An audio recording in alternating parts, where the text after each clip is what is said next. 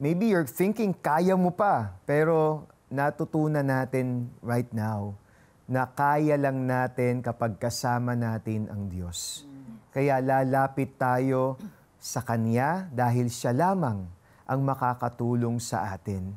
So right now, we want to pray for people who are going through a difficult situation in their lives today.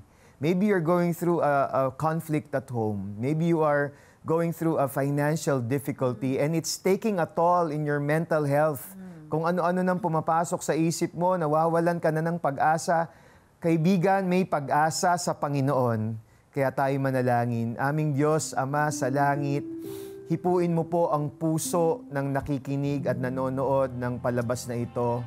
Paalala mo sa Kanya na mayroong Diyos at ikaw, Diyos, ay isang Diyos na makapangyarihan, hindi nagkukulang, isang Diyos na tapat sa Kanyang salita at mga pangako at kaya mong iligtas ang taong ito.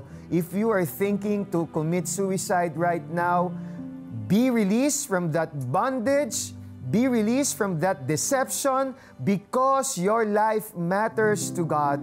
You are valuable in the eyes of God. You were created by God and God loves you so much at may halaga ka sa Kanya. Sa pangalan ni Jesus, palayain niyo po ang nanonood ng palabas na ito, nakikinig sa amin ngayon, sa bondage ng suicide. In Jesus' name, Amen and Amen.